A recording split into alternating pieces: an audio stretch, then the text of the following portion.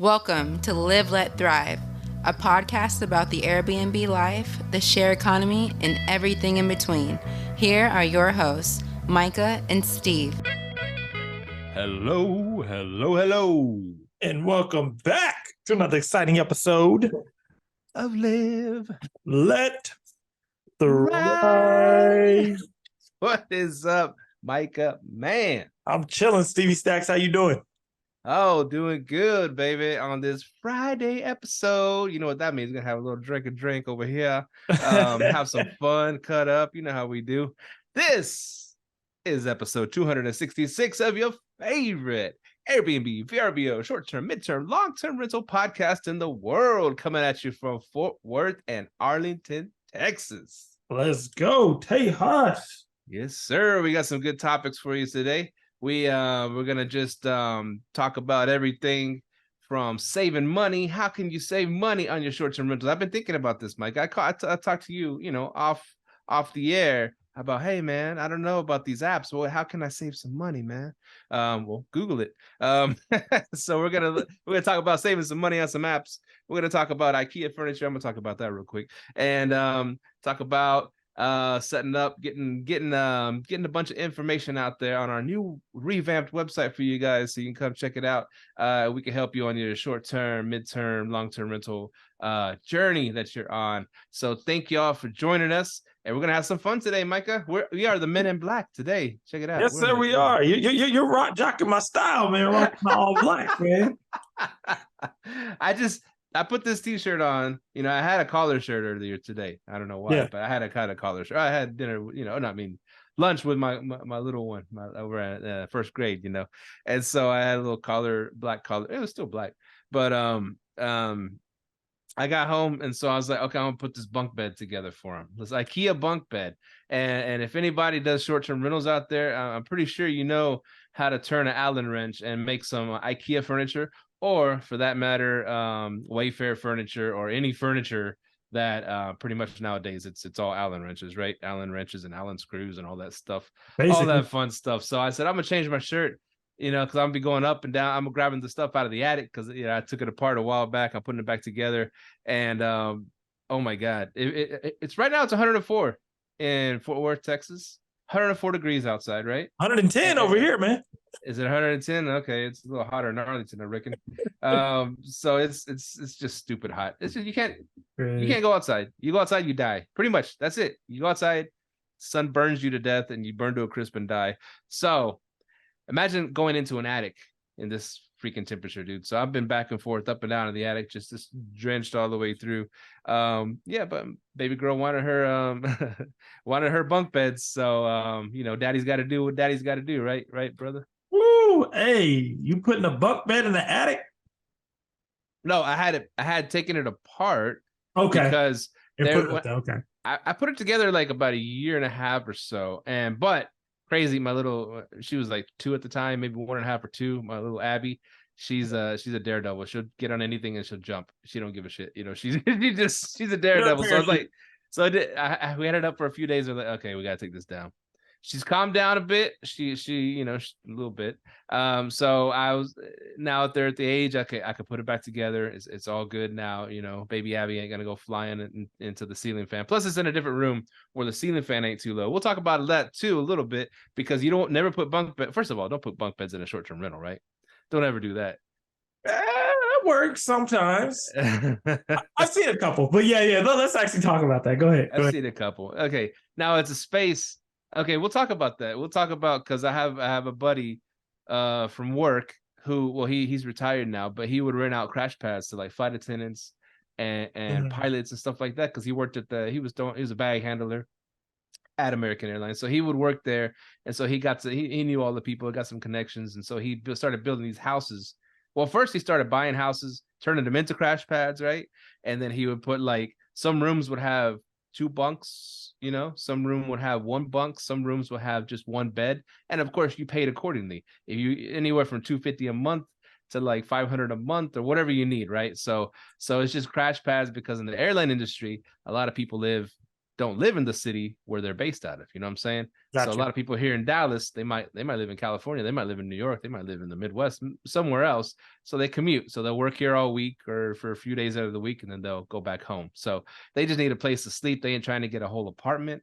They ain't trying to get a whole house. They don't want nothing. They just want a bed to sleep on while they're, busting out a couple of double shifts and stuff like that and get back home, which that's a great industry.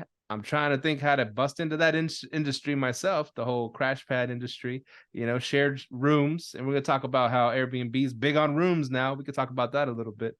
But going all the way back, circling all the way back around. So I was putting these bunk beds together and from my daughters, because they can enjoy them now. They're a little bit, a little bit more mature. Not going to fall off. And the IKEA bunk beds, I don't know if you've seen them. They're not the super tall ones that are, way the hell up there. They're like kind of like mid-range bunk beds. So if they fall off, they're not going to, knock on wood, nothing crazy is going to happen. Yeah. I fell off bunk beds when I was a kid. So that's me. But anyways, so I was just putting these bunk beds together, this IKEA stuff, and of course I couldn't find all the parts, going back and forth up the attic, and that's where my story begins, Myka. And now I was like, oh crap, we got a podcast. Now I'm hopping on the podcast fresh from building some IKEA bunk beds. Oh man, I thought you were talking about them going in a short-term rental. Okay, but building them for the crib. I see you, man. So your daughters are sharing a room. Okay, man. So I'm actually going through the same pain you went through last week. I have 3 AC units out. But the 3 are with they're with insurance clients. Well, 2 are with insurance clients, 1 with a damn Airbnb. Yes, that's the most pain in the ass one. But the good thing about insurance clients is you can just reimburse them for the days that the insurance people buy them the hotel to stay in. So that's been pretty cool. So yeah, man, that's basically what I'm going through over here, man. The AC hell. And it's like 100 something down there, so it's like, dang, bro, you got to get the AC fixed. So that's in Arkansas.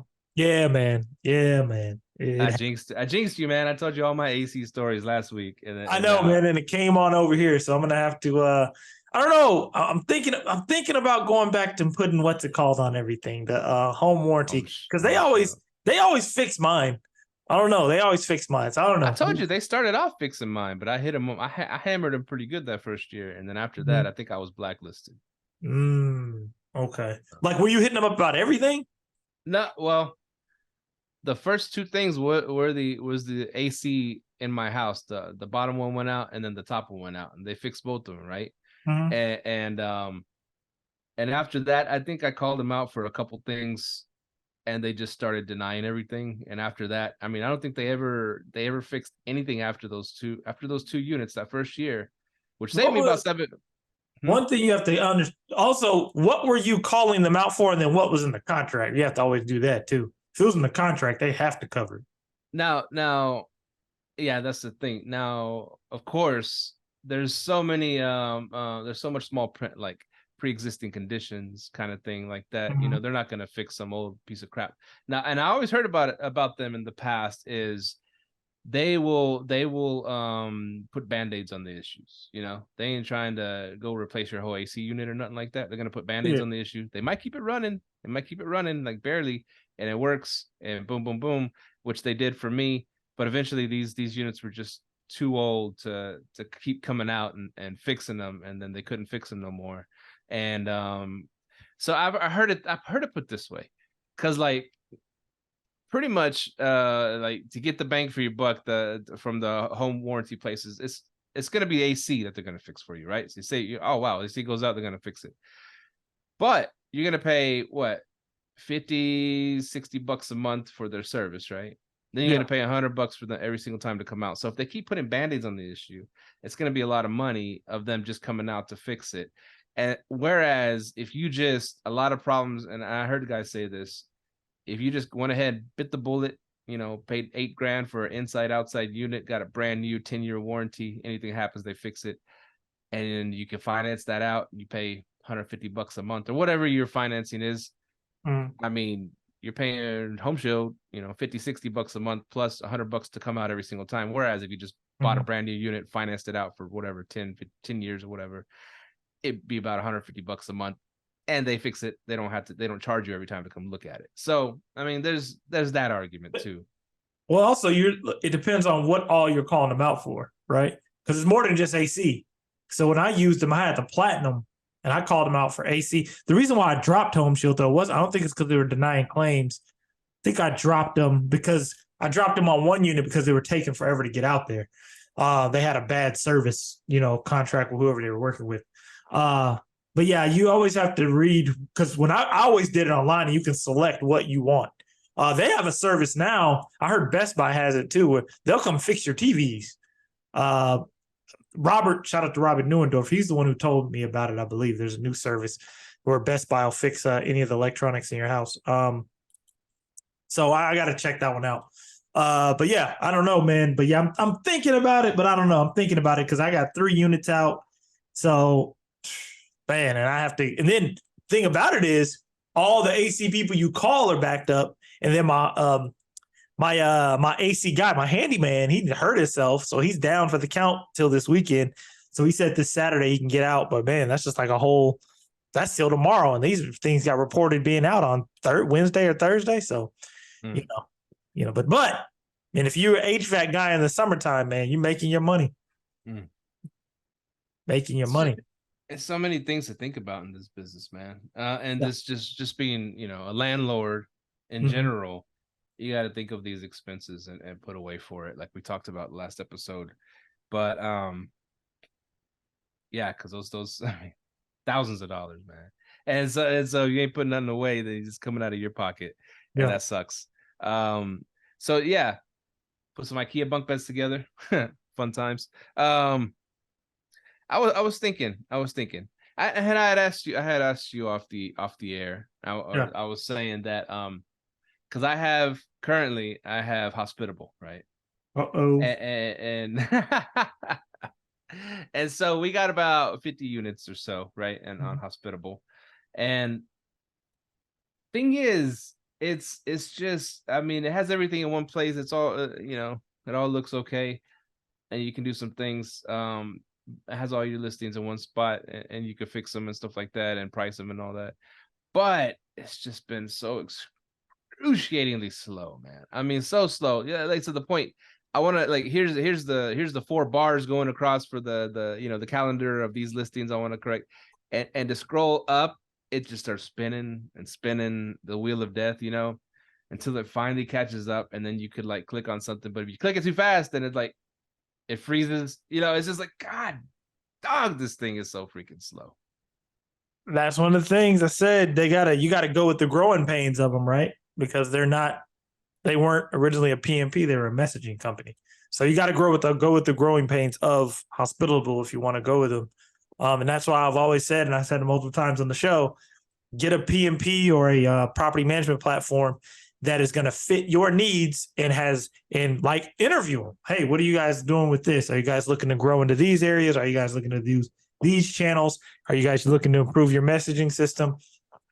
And then you got to decide if you want to go into those growing pains. Are you wanting to leave Hospitable, or are you willing to go with the growing pains? Are you ready to leave? I'd like to see what's out there. Okay. Like when I inherited this business from Fede, he'd been using Hospitable. And so I'm really diving into it. And if it's one thing for me, like I said, I live in the States. I got good internet here. I got a decent computer. So there's no reason for anything to run slow for me, right? Yeah. But my virtual assistants are on other parts of the world, and it's crucial. 10 times as slow for them to navigate through Hospitable, because they don't have the best internet. And they're far away. So I'm just looking. I like speed, man. I like quickness. Well, I do. You may want to look. These are my suggestions. There's a bunch of them out there. There's the Owner Res. There's the Hostfully. There's the Guesty. Me personally, I love Hostfully. It works perfect for what I'm trying to do. They just launched their phone app. It's been working great for me. I love Hostfully.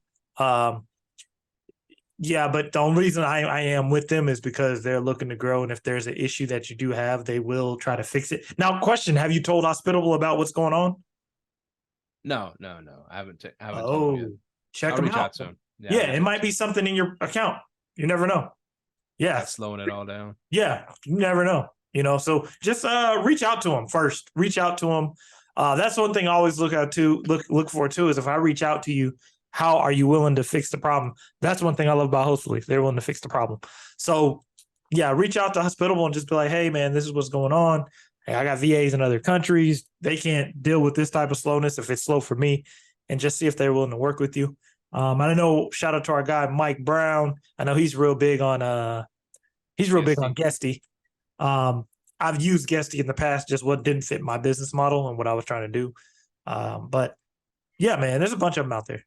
Is it possible to run a short-term, mid-term rental business without a PMP? Yeah, if you're going to sit on a platform on an OTA. Just on one OTA. You can be on multiple and just connect calendars. But I mean, if you want to build your business dependent upon OTAs, you can do it. I'm not a fan of that, but you can do it. Like me, I'm more, you guys know me. I love going in after insurance clients, longer term reservations. Let me actually tell you something. Speaking of being like only on Airbnb. So Airbnb for work has really been hitting us up since June. So since June, I've had 3 vacant days at this Mansfield property. I'm managing now. I had 3 vacant days. There's just like 3 days that were vacant. Everything else has been booked midterm. We got a $11,000 2-month reservation at this property. Mansfield? Huh? Yeah. Mansfield? Oh, yeah. I'm coming to Mansfield, baby. As well. Check it out. We've probably, in this last 3 months, we've probably made 20 grand. Yeah. This place is booming. Like, I didn't know. And that's why I like taking on clients where there's no. So here, I'll take on a client where there's no reservation, not reservations. There's a short-term rental laws already there, and there's not many short-term rentals. So what happened was, so when I got on AirDNA, I've been using AirDNA kind of as an indicator. So what a lot of people do is they'll get on AirDNA, and I've heard people say this, there's not much data over there. I'm like, good, test it. You know what I mean? And man, Mansfield's just been booming, like longer term reservations, people that need their house, that are getting their house fixed. We're making the average 30-day stay is $5K plus. It's killing it over there. So yeah, man, I'm loving Mansfield. I've always wanted. Now, do they have short-term regulations in place, Mansfield? I think they have like a permitting process that the owner told us about, and she already went through. There is a permit. I need to look that up, and I'll get back with you guys. But most of the people have been long-term. Oh, go ahead. So, like I've always said, I've been in Grand Prairie, and And all the way. I have houses South Grand Prairie, which is close to Mansfield. Just it's touching. It's like the border. You know what I'm saying? Yeah. And they've been doing great. But I've gotten requests from insurance companies that said, "Well, do you have anything near Mansfield?" And I was like, "Well, I got South Grand Prairie," but I get those requests from time to time. I'm like, "Damn, what's happening in Mansfield?" But they built so many freaking houses over there so fast, right? And it's been a few years now, so they got to be starting to have some issues now. So that makes sense. They built so much inventory in one single place, and when they build so fast, it's going to be issues. And then after a few years, these houses start having issues, pipes busting, roofs, fires, even. I mean, whatever. And so there's so many people that live in Mansfield. It used to be nothing over there, man. I remember back in the day driving through Mansfield, there was nothing there. It was nothing. It was just like Cowtown. But they built up so much over there. Some developer bought all that stuff. And so many people, they built like super high-end houses over there too. And then they built up all those high schools. So many people live there in that concentrated area. And so like I said, obviously there's going to be a lot of issues starting happening with these houses eventually, and then they're going to need places to stay, and they want to stay in Mansfield. Yeah, man. And Mansfield's like really, like you just touched on, it's like booming right now. Like if you go all the way down to where Broad Street is on Mansfield, man, it's nice down there. And there's some, we took Malachi to a birthday party a couple weeks ago, and it was at an apartment complex in Mansfield, brand new apartment complex. Bro, there's nobody that lives there. Oh, damn. It's like, but then I'm like, when me and Mahogany are walking the girl who invited us, she was like, "Oh yeah, by the way, they'll let you do Airbnb here." And I was like, But I don't want to touch apartments. The reason why I don't touch apartments is because insurance clients don't like apartments most of the time. Mm-hmm. So I was like, damn, okay. But I think this apartment complex is struggling because they've got all this availability. If you drive through the parking lot, it's like 15 cars in the parking lot. I think it's because it's so far south. Like to get there, you have to know you're going there, right? Because it's just so far. You got to go all the way down like Cooper when it turns into what, FM 187, I believe, and go all the way out there. And that's where, that's where these apartments are. Nice ass apartments. Like they have a nice little pool area. They got a lady that comes and spins fire at night on the weekends for the kids if they're in the pool, but nobody really lives here. So, and my mom, she's looking to move down to Texas now. She's like, hey, I'm going to go ahead and move to Texas. So I showed her these apartment complexes and yeah, man, it's a lot of opportunity down there. A lot. And those houses in Mansfield, man, they're mostly midterm. And we're getting midterm, me, I don't consider midterm unless it's B2B, but we're getting a lot of midterm through Airbnb. And this last one that just booked, it was actually CRS booking through Airbnb. They're now using, it looks like Airbnb for work is starting to bounce back. So the Airbnb for work thing's starting to bounce back. It was CRS that booked it for 2 months. Cutting me out, bro. Huh? They're cutting me out of my game, bro. Oh, but yeah, they're starting to do it. So I was like, dang, CRS. And the funny thing is, I email, like whenever we have like a big gap coming up, like we send an email out. Like we send an email out to all of our insurance clients. The day we sent that email out on Tuesday, I think it was just coincidence. Wednesday, CRS booked the whole place. Damn. And we only sent 2 properties out. We sent one of my properties in Arkansas and then this property, and immediately got booked the next day. I don't know if it's because of that, because I don't ever send my direct. I only send my direct link. I don't send my Airbnb stuff, and it was on Airbnb. So, but I am in CRS's inventory as well in their database. Now, were they able to book it for less on Airbnb than directly with you? No, book more. They pay way. It costs more.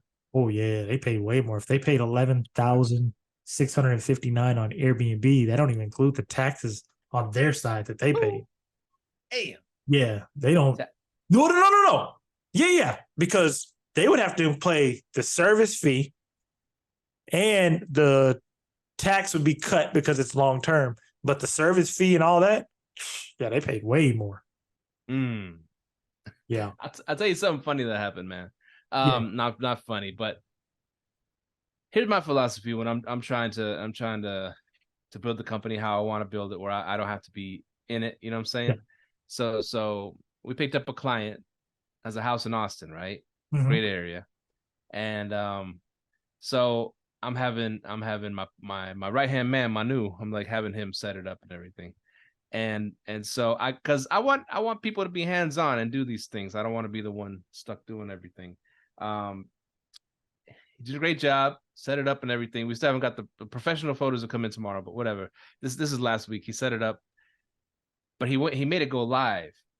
We weren't ready to go live. You know what I'm saying? So we started getting hit up with these inquiries, and I didn't realize it till like a day or two later. Like, holy crap, there's some people trying to book. Luckily we didn't have instant book on, right? The place still wasn't ready, but these people trying to snipe these dates, right? And so because we weren't responding with the new account, it's like a 35% response rate right now. And it says a couple of days. So I went back and I tried to respond to all these people, and I put it on snooze and everything, right? Until we get these professional photos in. But one guy, Formula One's going there on the 19th of October, right? And he was able to, he inquired about Thursday, Friday, Saturday, and Sunday, a 4-day booking, and he was going to pay on his side around $700 and something bucks. Yeah. For Formula One weekend. And I'm like, I told everybody, I went in their message, hey, the listing's not ready yet. Sorry about this inconvenience, blah, blah, blah. We'll let you know when it's ready. And he messaged me back when I sent that message a few days later. He said, hey, will I be able to still book it for these dates, for this price? And I'm like, well, let me go look. And I happened to look, and it was Formula One race car weekend in Austin. And I'm like, and I went to Price Labs, and it had those nights over $500 a night, dude. So he was gonna get a sweet deal for a 4-bedroom, 2-bath, big ass house right next to where all the fun stuff is. And I was like, I had to get back with him. I was like, man, sorry, bro, I can't. The pricing wasn't set up yet. We weren't ready to go live, but Airbnb made it go live without us knowing or something. I made up something. And but man, I just like, holy shit, that's a huge. I told him we can't accept. Your money's no good over here. So, but I mean, you got to do that, man, because that weekend, that's gonna make the whole month right there. Imagine if you got $500 for each night, 5, 10, 15, 20. That's $2,000, man. Yeah, easy. Hey, so on Austin now, Austin's everything's just you just have to have a permit, right? Right. This is one interesting thing about Austin right now.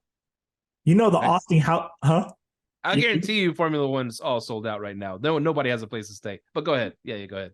One thing interesting about Austin right now, which I don't know if it's a good idea or a bad idea to invest there right now, because Austin's housing prices dropped like 12%, right? Like the values. I've heard they dropped, but I mean, of course, they went up like 2,000%. So dropping 12%, really, okay, cool, that's cool. Yeah, but I'm saying, like, what's going on down there? Why is it dropping so much?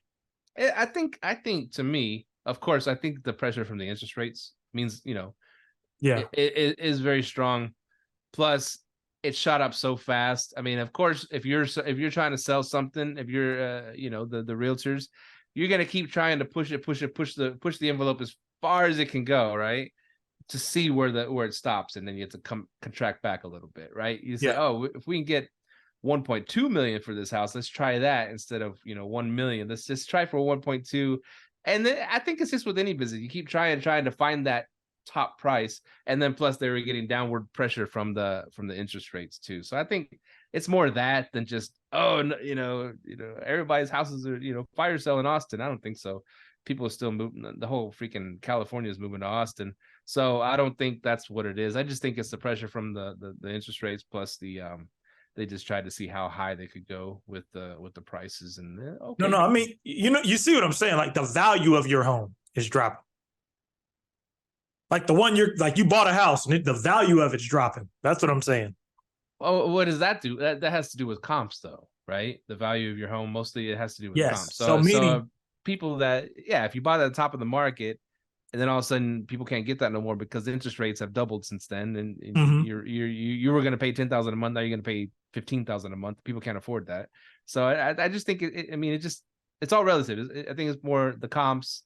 Prices are coming down a little bit just because of the interest rates is pushing it down. That's what I think. I don't think it's not a good place to invest. Yeah. I was just wondering because because Dallas, the housing prices ain't dropping. Like not the prices, the value of your home ain't dropping like that.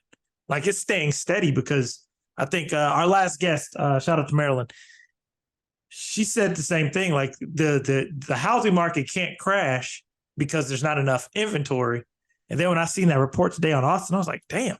They dropped 12%, like the home value, but it was just something weird. I was like, I wonder what was going on. I was interested, but like you said, the interest rates on top of their already high prices, Austin's an expensive market. Like Austin's expensive. Austin's more expensive. Well, certain parts of Dallas is more expensive than most of Dallas. It's expensive than. But yeah, I was wondering about that because it is a very good place to have a short-term rental because you have South by Southwest every year. You have what's the other festival? You have South by Southwest, Texas Relays. There's another festival.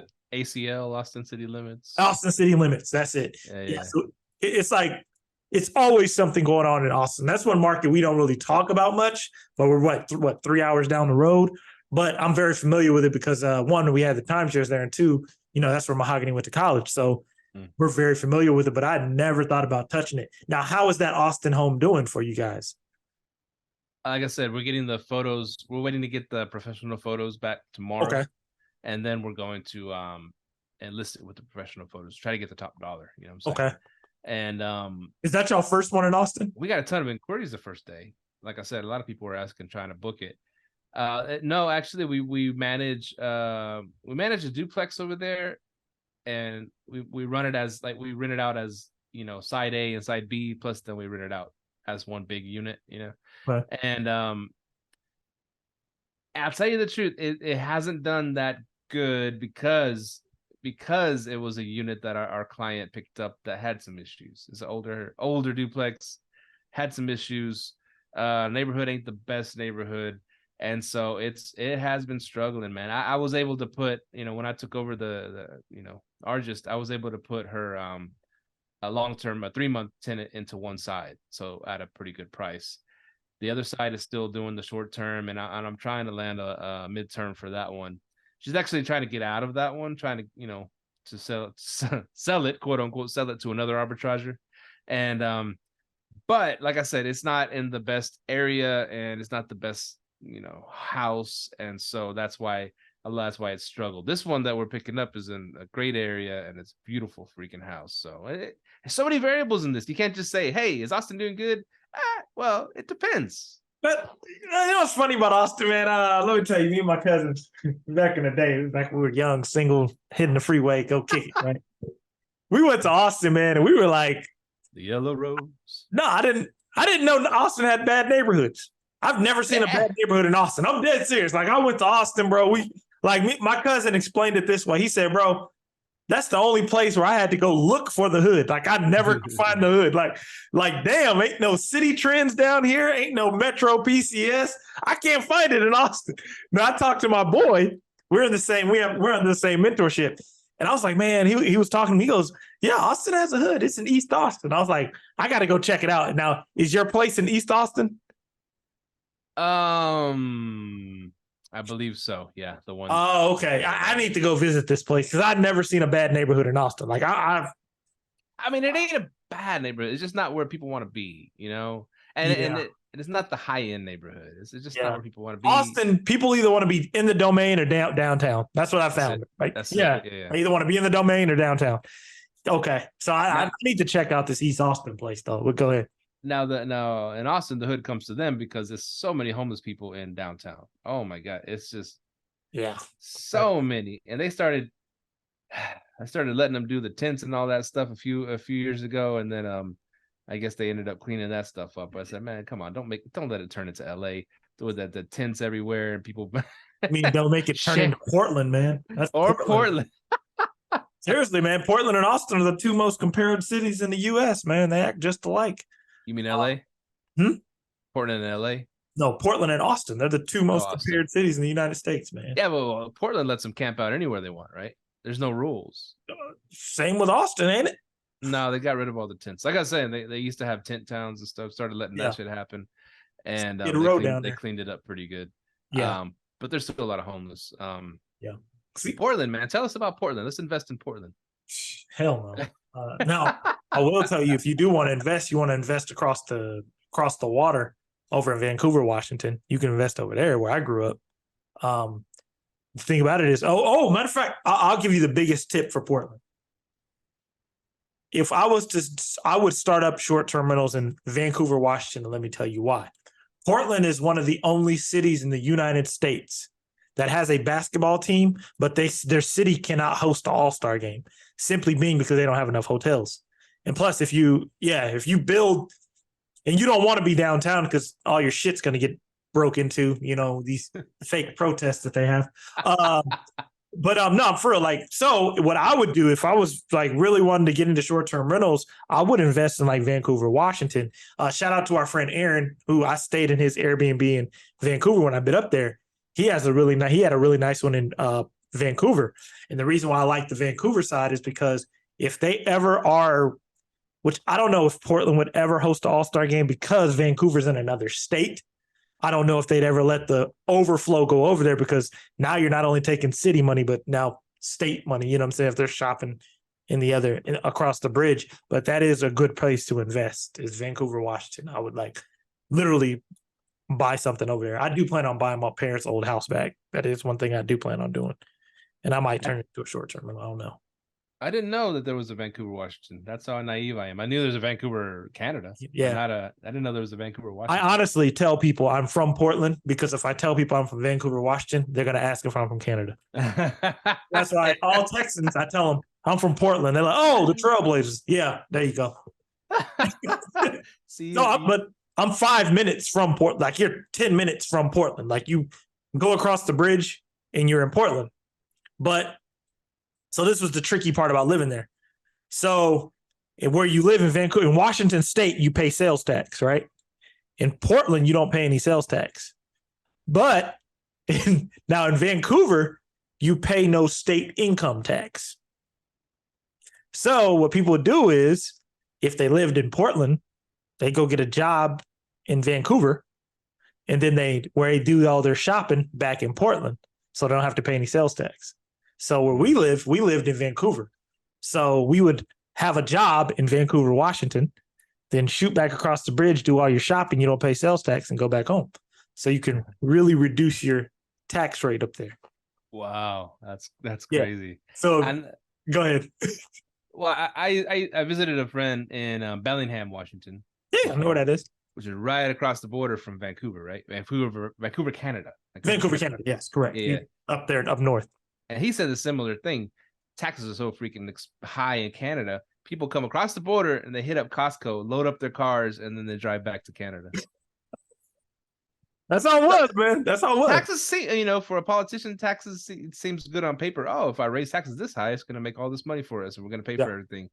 Not quite. People are smarter than you think. They're going to go where they don't have to pay so high taxes. Yeah, that's what we did. Like, shoes, you go to Safeway across the bridge. If it says $5.99, it's really $5.99. That's all it is. You do your shopping and go back home. Go to work over here.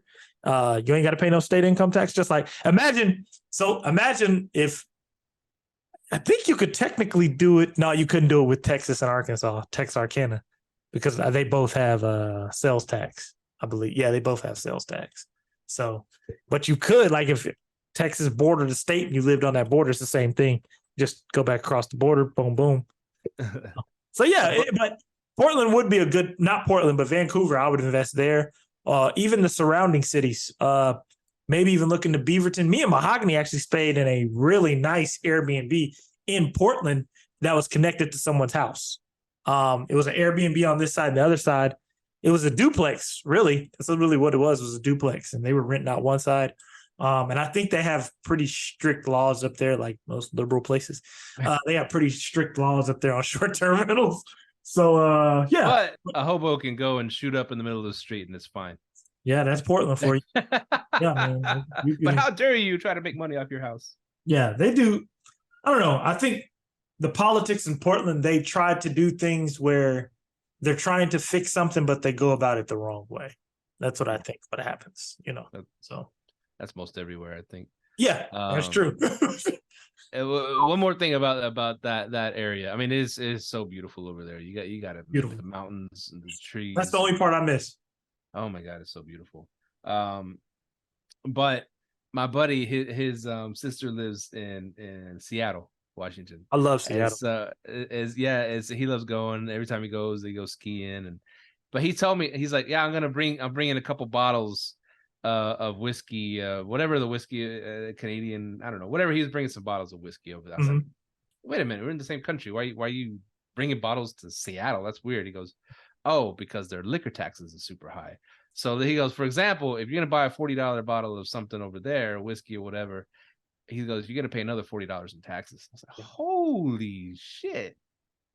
100% taxes? About right, man. I forgot how high the taxes are, but the taxes are very high on liquor. But the flip side is you can buy liquor in the grocery store. Yeah, everywhere. Yeah, you can buy liquor everywhere. So, so it's like, but you know what I'm saying? You can get it all the time. You know what I mean? But it's crazy. Yeah, he's right, though. He's absolutely right. Yeah, man. Man, that's crazy. I do love that part of the country, man. And I'm already planning.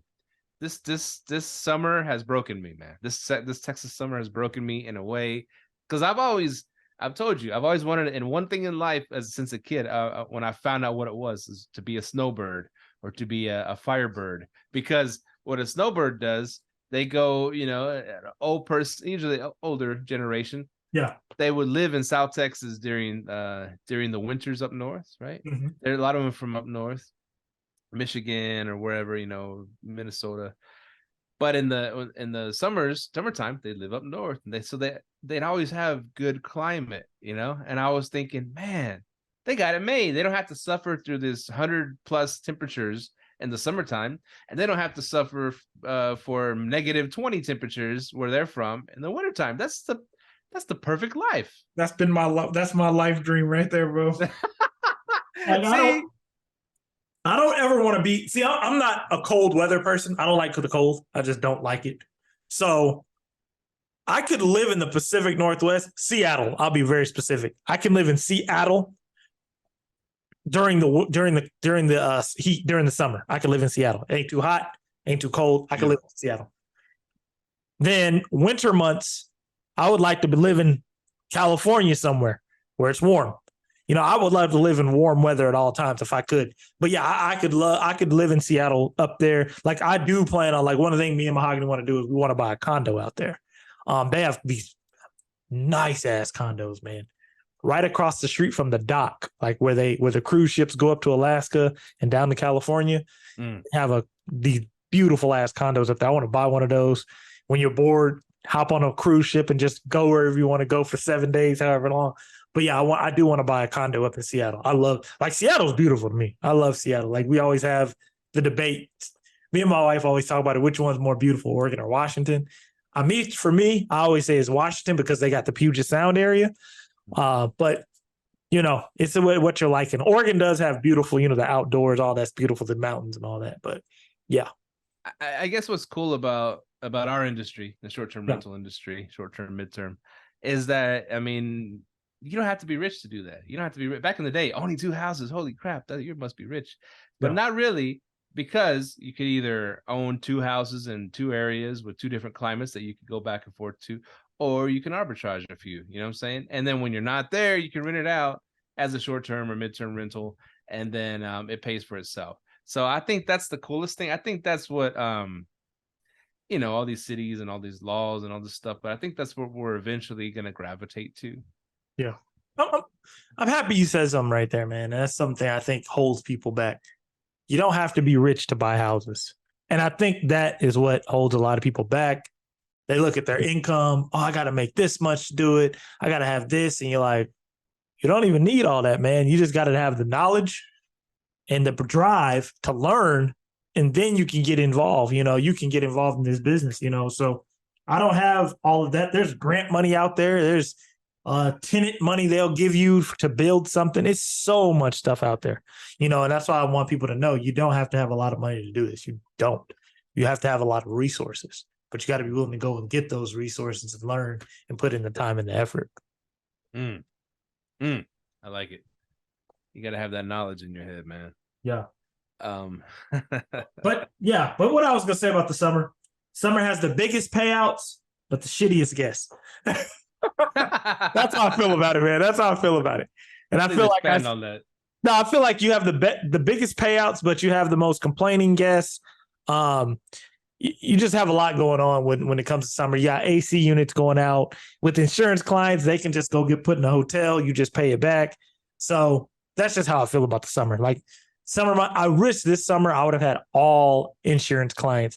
I need to do a better job of making sure my insurance clients are really high. Now, that place in Mansfield is booming, straight insurance. It's through Airbnb, but, you know, I'll take it for now. But it's been doing pretty well. Hey, man, they can get their beak wet, too. They get a little cut. Yeah. Yeah, and man. And Fede was real big on that. He was real big on getting midterm rentals through Airbnb. You know, he liked that. Yeah. He liked it because I guess it felt safer and a sure bet. You know what I'm saying? Not that we've ever been screwed over by a insurance company or something. Hey, girl. Oh, yeah. Mine almost entered a minute ago. Yes. So yeah, it's like, what were we talking about? I got distracted. So what are we talking about, man? You're talking about midterm rentals through Airbnb. Midterm rentals through Airbnb. Yeah, his Michael's little girl walked right behind him. Yeah, so cute. You know, I got distracted, man. And so midterm rentals through Airbnb. So if you are going to do it, please raise your prices high, because especially if they're attacking Airbnb now, these CRS and THDs and all these people, because if they start trying to cut us out, man, they go, hey, wait, in your Airbnb, I can get it for this price. Well, shit. You know, I'm gonna help y'all out on that. Shout out to Sean. Sean always has the good rule set stuff. I took his rule set class, all his pricing classes, and I started tweaking them for my listings a little bit because he does a lot of discounts and stuff. And so I started noticing, hold on, these insurance clients are booking through Airbnb. So what I do is 20 days out, I still do it on Price Labs, but like, one cool thing about Hostfully is you can still control your Airbnb calendar straight from Airbnb, and you can use Price Labs and Hostfully on top of it. So what I've been doing is since they've been booking, through the platform, and I've been going out anything 20 days out, I'll raise it 15% higher just on Airbnb using their rule sets. So check that out too. So yeah, make sure you raise your prices. Anything 20 days out, 15% increase just to make sure, we ain't getting screwed in the long run. That's a good idea right there, man. Yeah, I've been doing that. So yeah, these insurance clients are starting to book on the Airbnb app, which I'm shocked, but but insurance clients I've noticed. See, I don't know. One thing I do want to master is what is their price point that they won't go to? You know what I mean? I've heard people say they do 30% of the home value. I don't know exactly how they calculate that math, but I am interested in that. So if anybody, one of our listeners knows, holla at your boy, send me a DM and let me know the answer to that. So then I can start pricing right. Some of them will tell you, hey, we don't want to pay over, around 4,500. I want to tell you something. I'm gonna tell you something real quick. Okay. And this is new, right? And so what happens when the insurance money runs out? When this person's staying at your place 5-6 months, they've extended a couple times, and the insurance money runs out. What happens? They still need a spot because their house ain't ready because they had a house fire or something like that. What happens? I'm funny you ask. Yeah, okay. Funny you ask. ALE hit me up, and they were like, "Hey, we have this client that wants to view the property." This guy calls, so we're waiting on the call. He calls. He says, "Hey, this is exactly what you just said." He goes, "Hey, they're only going to approve me for a month," and he goes, "How much would you charge me after that month?"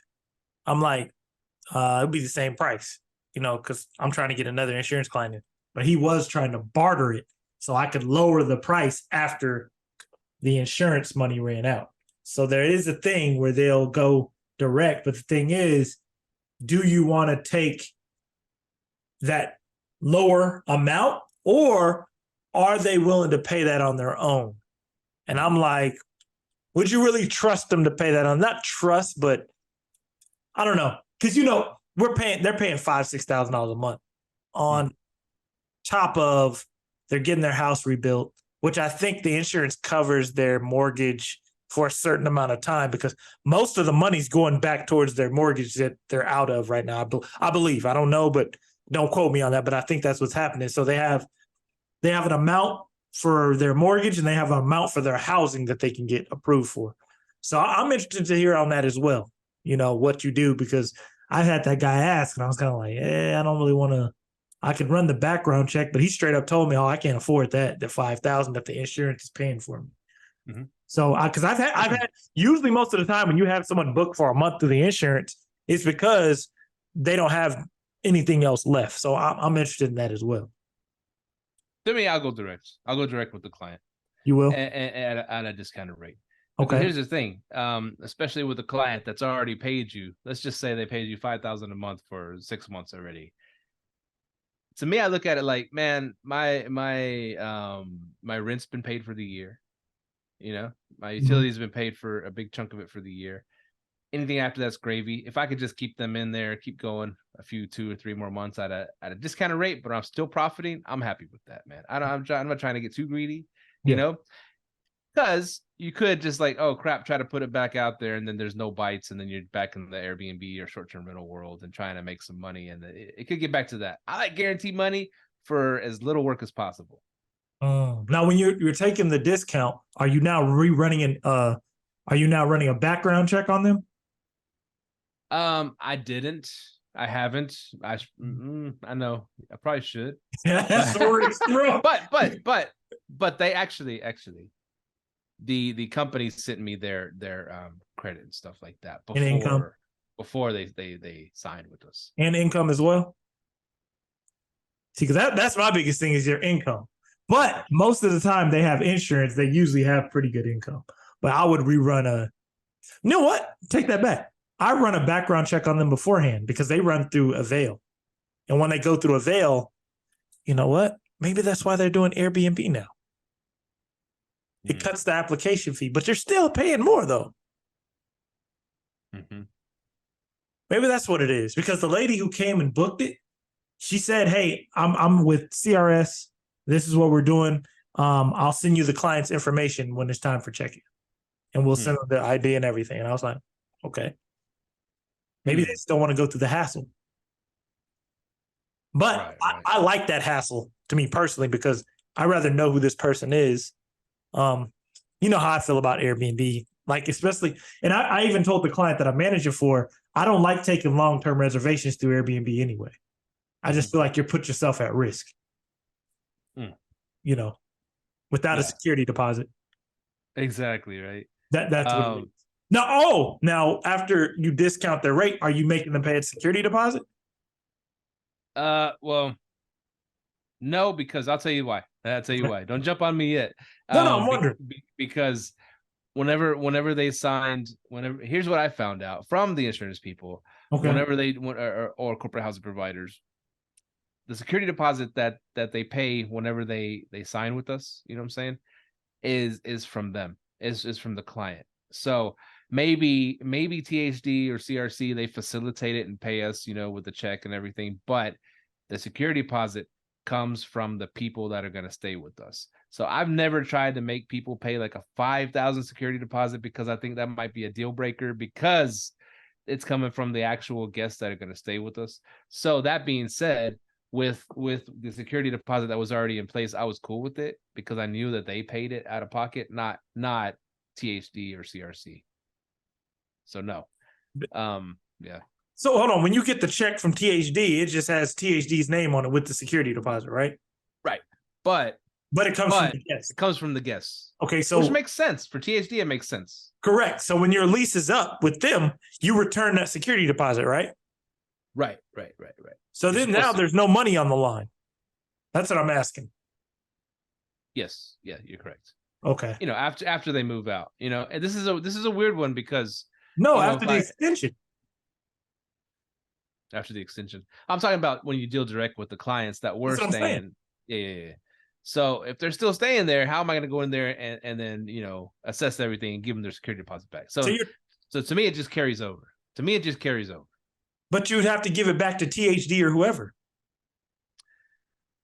Correct. I could give it back to THD. I don't know if I can give it back straight to the client, but you know, they haven't. Yeah, they haven't asked. They're gonna. Well, from what they do when I work with ALE, CRS, and THD, they will ask me, "Hey," because they're gonna. Oh, hold on.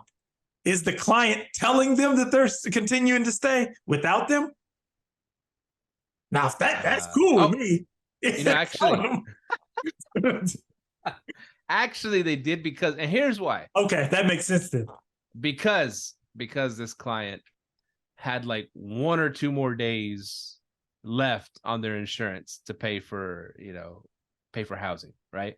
Yeah. But I'm not going to sign a lease for them for 2 days, whatever.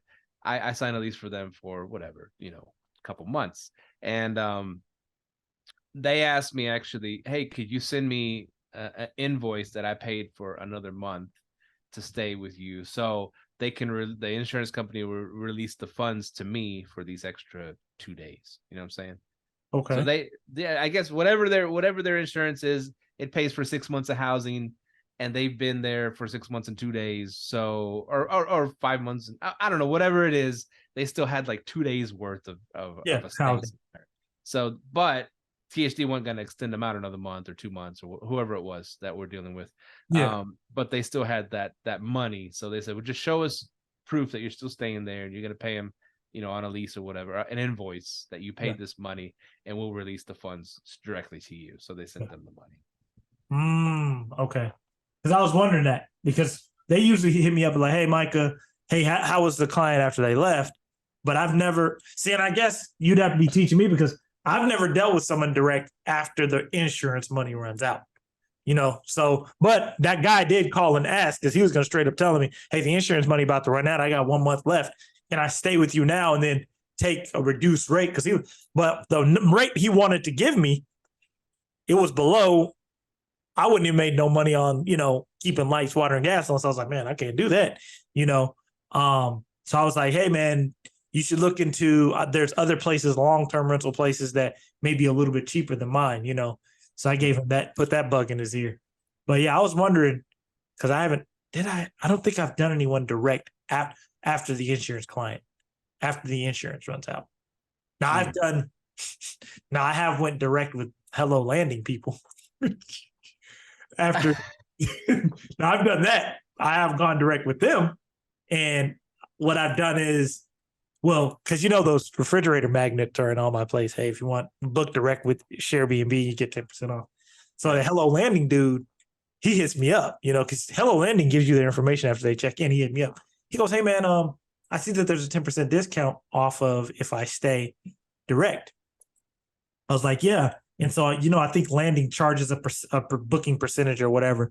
So I was like, yeah, man. And he extended with me. But then I was like, but if you extend, you're going to have to do the background check. He was, oh, that's fine. Cool. Pay a security deposit. He was like, oh, that's cool. Did it. He stayed for like 3 months after the Hello Landing reservation. Damn. Yeah. So I wasn't mad at that at all. Now, this is one thing I will tell you about Hello Landing. I don't know if they're going out of business, but they don't pay for they used to pay for damages. They don't pay for damages no more, bro. Oh shit. We've been hounding their ass. They ain't came back with no damages. Shout out to Mike Brown. He was like, they paid out for his a while back, but we do both believe that they're going out of business. They're either building to sell or they're going out of business. It's one of the two. We ain't got it, dog. We ain't got it. Basically. Yeah. They're either building to sell or they're going out of business. Man, that's what I was going to ask you, because right now Manu is putting all of our listings on Hello Landing, right? And Manu. But you've been telling me that it's been hard to get the money from them, not just for the damages, but for the actual rent money. Bro, the rent money be slow too, man. Damn. Yeah, I was like, what the fuck, man? They owed me like 10 grand a month or two ago. It took them, I had to like hound them for it. I was like, bro, what the off 2 units. I had to hound their ass for it. Tell them we're not here. Yeah, basically. But if you have, now one thing I do like about Hello Landing is if you have apartment units, they can fill them up pretty quick. They might not pay you, but they can fill them up. Now, one thing about them is the initial check is pretty quick. The initial, hey, this is the first month, that one's pretty quick. But afterwards, if it's more than a month, man, that second month check, man, you're going to be twiddling your fingers waiting for it to come through. They be tripping over there, man. What y'all got going on, bro? Talking to the mailman. Hey, got anything for me, man? For real, man. I'm like, man, what they got going on, man? Hello, we ain't got your money. God damn. It was crazy though, because like, and I'm seeing this because, like I said, I pass things to people and let them handle it. I'm trying to be more of that kind of operator. But so Manu is loading all these on there, and I'm seeing the messages go back and forth. There's this guy, I guess, assigned to us particularly. He's like, hey, well, you didn't send the right pictures, or you didn't send it right this way. I mean, they're being like real particular. He's like sending it a whole bunch of different ways. And then like we have one in like Foley, Alabama, and they just they declined it altogether. It's a house. It's a house over there. A nice house. They ain't gonna want in Alabama. Okay. Well, it does great for us. So I don't know why they wouldn't want it, but I don't know. They don't. Yeah, they're touching bigger markets. They rejected all my Arkansas ones. Oh, see, that must be it. That must be it. They want bigger markets. The Dallases, the Houstons. Because all the Dallas was going through like nothing. Yeah, that's what they want. And so, which is weird. I don't know who's at the top, but there's money to be made in these other spots. To them, that's what I'm saying. I'm gonna break something down. That's why I like these smaller markets. Remember how I was telling you said that Alabama unit, people ain't touching those areas. And that's what I love. People don't touch those areas. You don't, it's just like me, shout out to Adam Johnson.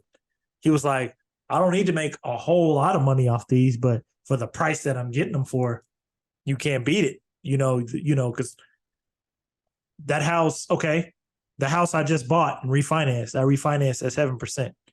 Yeah, it's $800, it's 7%, but the mortgage is $800. That's property taxes, insurance, more principal. That's all PITI, 863, and I can get $1,200 a month off Section 8 guaranteed income.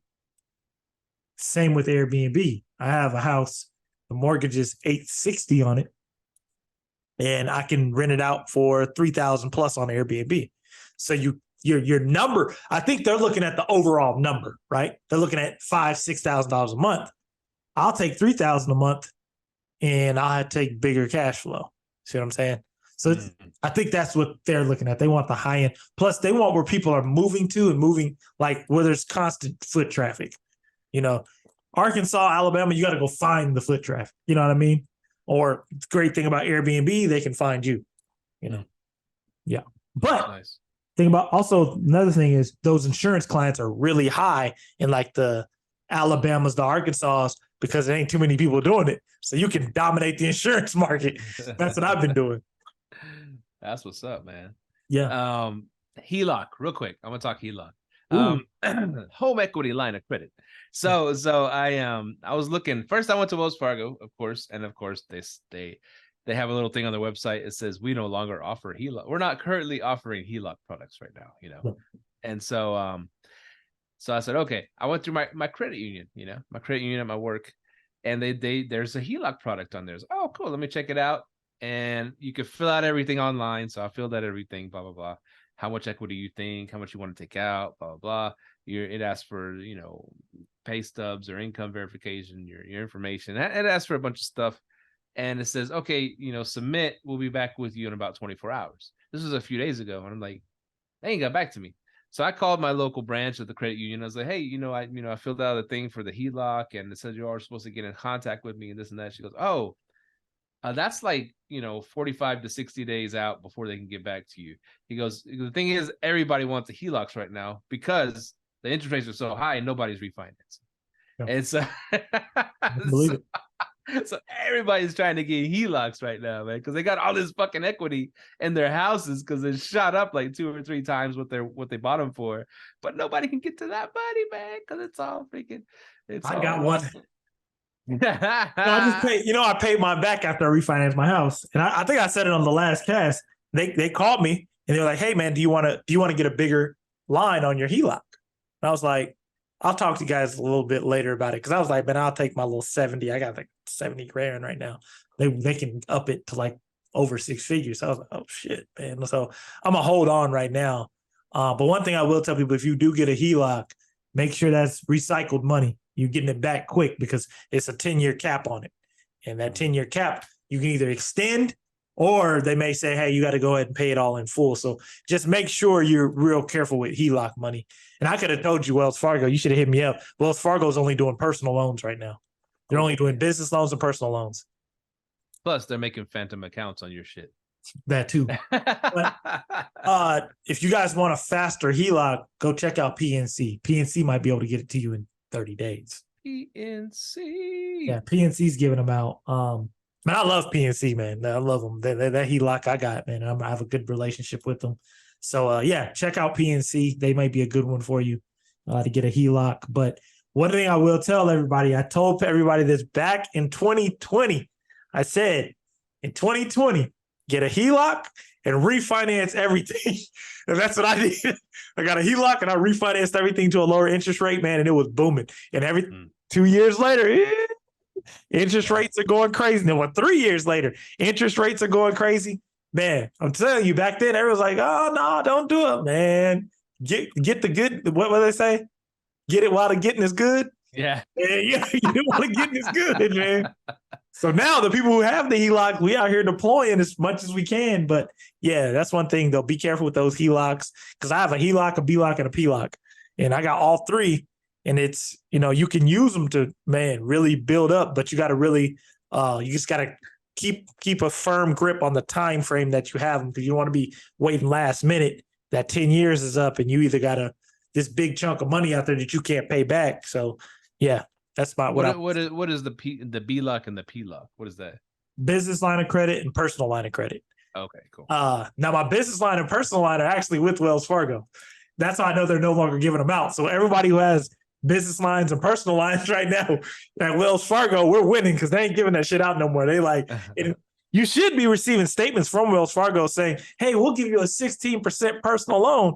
Hell no, don't do no personal loan. If you can give a line of credit, you know what I'm saying? So, yeah. Man, there's ebbs and flows to this, man. Ebbs and flows all the time, man. Yeah, for sure. And so that's cool. You could you're able to pull all your money out back then. That's perfect timing. Yeah. See, and the thing about it is, in the pandemic, when I refinanced my house, I didn't pull nothing out. I just refinanced it to the lower interest rate and got a HELOC. Yeah. So that's definitely good stuff, man. Definitely if you can get a HELOC right now, yeah, definitely hit up PNC. I ain't gonna lie, if you get on Clubhouse, it's a lot of people on there in the banking industry too that can give you some good banks to go to. I know Navy Federal is one of the good ones, but yeah, it's a few other ones out there as well. All right. So we teased it in the beginning of the show and we've been going all over the place, but how do we save people money at their short-term and midterm rentals? One thing I was going to say, electricity is freaking out of crazy. It's going crazy, man. We use a thing called Ogre. You use Ogre, right? Mm-hmm. And so what Ogre does, and like I said, they're not sponsoring the show or nothing, but it's a cool thing because you pay them $10 a month, and then they shop you around to get you the best electricity possible. Because I found out we were paying like a shitload of money at some of these 1-bedroom, 1-bath apartments over there in Dallas because these things we signed up for had in the fine print, it said, if you don't use 5,000 kilowatts or 3,000 kilowatts, whatever the kilowatts is, then you get assessed a fee of $100 that month for not using enough electricity. It's stupid shit like that. And I'm like, wait a minute. I thought we're in this whole time that we're supposed to conserve, right? And save energy, save the planet, save the coal, save all that shit, right? But there's actual plans. You got to read this fine print. They will punish you if you don't hit a threshold of a certain amount of kilowatt hour, and they will charge you $100 fee on top of whatever you were paying. So if your bill came out to $70 that month because you didn't use very much electricity, they're going to charge you $170. So I'm like, I'm finding this shit out. These electric companies are shady as fuck. And so with at least, like I said, with Energy Ogre, it's just a thing. It's a thing that helps you find. And once you get to multiple properties, you can't sit there and go look and see what the best deal is and then switch and then change your passwords and all this shit. But Energy Ogre is the one. That's the one I got the advice of how to lower your electricity usage and bill. I don't know if you have some tips for the listeners out there, how to lower, let's say internet, let's say AC when you're dealing with midterm rentals, you put caps and shit like that. I mean, how are you saving money on all these expensive ass bills that we're getting that are cutting into our profits? Man, one thing I will tell you is, and I haven't done it yet, we may want to look into freaking solar. That's one thing I'm kind of looking at is solar because that will save you. But one thing I will say is Energy Ogre does great. I've even heard some people start to use levelized billing now. What's that? Basically, you get the same bill every month. Now, the bad part about it is, okay, this saves you money in the summertime, but you're going to pay a little bit more during the wintertime because it's the same bill all the way across, right? So let's say average billing. Yeah, average billing. You get the same bill all the way across. Summertime, you're saving money. Wintertime, you may be spending a little bit more. So it depends on how you want to do it. You know what I mean? But that's where Energy Ogre comes in. You can save money there. Get blackout curtains actually save you money too if they're using them. And also, one thing I'm also doing is making sure I have the smart thermostat. The guests don't always complain about it, but as soon as they leave the house, if you have the smart thermostat, they leave the house, the air gets cut off. I love that. But, a lot of people, some guests be like, hey, the air is not working, but we'll let them know, hey, it's the mode. But we will turn that off if it's a longer term guest, but we will let them know, hey, don't lower the AC below this or this. And just what you can do is say, hey, don't lower it because of that below 72 because the system could freeze. Make up stuff like that. So then they won't keep lowering it. So it's just certain things you can do with that. Insurance will always save you some money. Stuff breaks, you have some good insurance on there. It'll save you money. It's a lot of stuff. I don't have anything off the top of my head, but I definitely have some money savers in there. Anaje, did you see his latest? You saw his latest clip he put out there? No. What happened? He's going through this rental. I guess he had a midterm person staying at this place for a while. Yeah. And they just decided to leave all their shit behind, right? And they left they left clothes, they left shoes, they left whatever the hell they bought. I mean, toys, and his place is filled up with shit with people that were living there for a while. And here's the thing, and maybe you can help me with this, because he said, man, I'm gonna go after these fools for so much money. He goes, I don't care. I'm gonna put judgments on them. I'm gonna go after them for this, for that, because this ain't our job to go clean up all this stuff and remove all this stuff and furniture they put in here and stuff like that. This ain't our job. He goes, they're supposed to respect, your house and not leave you a bunch of stuff like this. So I'm going to hit them up. I'm going to put judgments on them and this and that. So that being said, how do you go after people that do you like that? How do you put judgments on them? What do you do? That's one thing. Whenever I haven't done that yet, but I'm definitely going to learn that game. I do have a mentor. Shout out to Portia, because she's going to put me on game on how to do that. And shout out to Kim and Ann, too. But, yeah, shout out to them. You do need to start putting judgments and liens on people's shit to make sure you stay honest. Because actually that happened to me. The house I was doing, I had an electrician come by and do some stuff. He did a inspection on it. And we didn't pay him. I thought we paid him. We didn't pay him. And they hit us up saying that they put a lien on the property, which they did. I was like, damn. So I had to go pay them. I'm like, hey, man, I didn't know we didn't pay you, and paid them outright. That's why some people will come to your house and work for free. You think they're working for free, but they got a collection agency right behind them, put a lien on your property. You know what I mean? And there's other people that do it too in scamming ways. But yeah, you can't do that. I haven't done it yet, but that is something I'm looking to learn. I need a collection agency on my side. I need to know how to file that paperwork for putting liens and judgments. You can do it on people's businesses as well.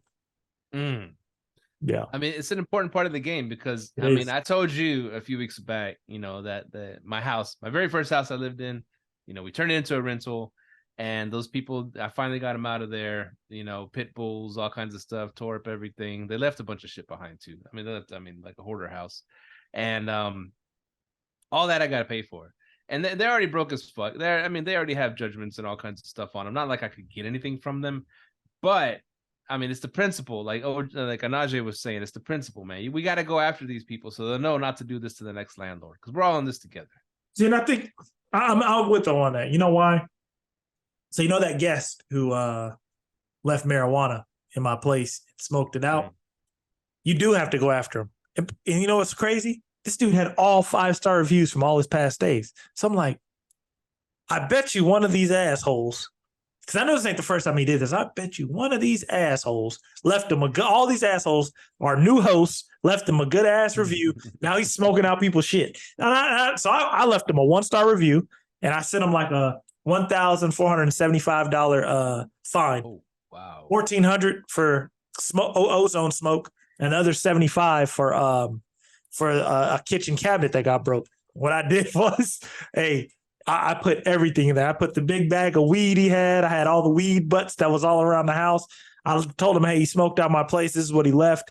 So, if they don't, and I'm going to tell Airbnb too, this is a safety concern because I think he was trapping out my house. So I'm going to let him know, y'all better come with it and come with it quick. So yeah, man, but you got to go after him. A lot of people, and that's why I think Airbnb after the pandemic found out that their review system was flawed. And I think it's flawed because you got hosts where the business is too far dependent upon reviews to where now you have rogue reviews. It's just someone leaving a good review because they don't want to get a bad review. And it's just a system that's over and over.